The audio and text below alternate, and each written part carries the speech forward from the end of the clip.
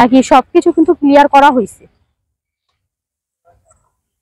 সে কিন্তু পরবর্তীতে বলছে যে যখন এই যে মিডিয়ার সামনে এসে যখন আপনি ও একসাথে মিট হয়েছে, মিটের পরে নাকি আপনি ফোন দিয়ে তার সাথে বলছেন যে আমি তোমার সাথে সম্পর্ক। কখনোই না, ওর সাথে আমার কোনো কথাই হয়নি, এইসব বিষয়ে কোনো কথাই হয়নি ওর সাথে। আমি ওকে কখনোই ফোন দিইনি, ওই আমাকে ফোন দিয়েছে, তাও একদিন ফোন দিয়েছে ওই আমাকে। কি মনে হয় আসলে ওকে দেখে আপনার, মানে এক কথায় মানে ও কি মানে সুস্থ মানুষ না? আসলে কি আমার মনে হয় যে ও সুস্থ মানুষ না, আবার ওই যে আছে না জাতের মাতাল তাহলে ঠিক মনে হয় যে ওই টাইপের মানুষ। এখন আল্লাহ জানে ও কিরকম। একটা বিষয় যে দেখলাম যে লায়লার যে ছবিটা লাগাই আসলে তিনি আসলে পছন্দ করে বা ভালোবাসে, এরকম কিছু দেখলাম। একটা সুস্থ মানুষ কি আসলে এইগুলো করে? আসলে লায়লা আপু কোথায় আর ও কোথায়, এটা কি কখনো হয়? কখনো যায় এটা?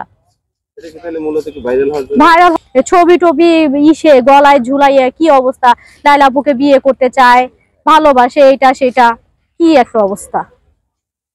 আচ্ছা, শাকিলের প্রতি আপনার মানে কি মেসেজ আছে যে আসলে শাকিল এই যে মমর ভাইয়ের অফিসে এসে যে গানগুলো করে বা এই যে ভাইরাল হয় বা ছবি লাগাইয়া গায়ে ঘুরে, আসলে এটা কিভাবে দেখছেন আপনি?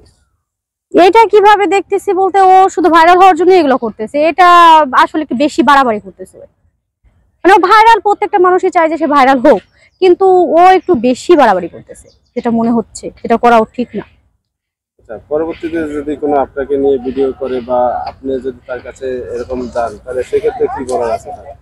বুঝি নেই। মানে আপনাকে নিয়ে যদি কোনো ভিডিও সে আবার পরবর্তীতে বানায়, সেক্ষেত্রে আপনি কি বলার আছে তাহলে? বানাক, সমস্যা নাই আমার, ও বানাক, দেখি ও কি ভিডিও বানাইতে পারে আমাকে নিয়ে বা আমাকে কি বলতে পারে, আমিও দেখবো। আমরা তো জানি অলরেডি আপনাকে নিয়ে একটা গানও সে লিখে ফেলছে। আচ্ছা গাক তাহলে।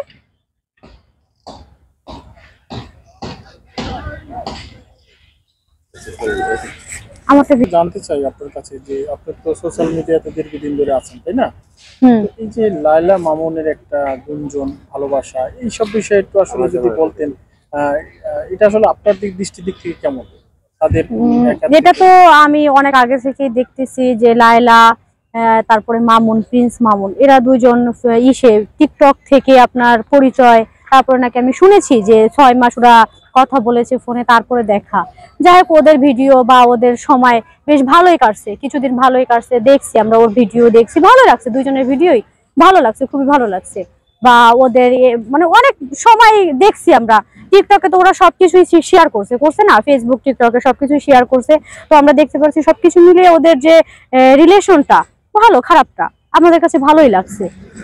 কিন্তু এখন যে দূরত্বটা আসলে এটা কিভাবে কেন হলো? এটা আসলে আমি শুনেছি, যতটুকু আমি শুনেছি যে লায়লা আপু নাকি গোপন করেছে যে তার বিয়ে হয়েছে বা 2টা হাজবেন্ড আছে, আর মানে এইসব নিয়ে একটু ঝামেলাটা হয়েছে আর কি।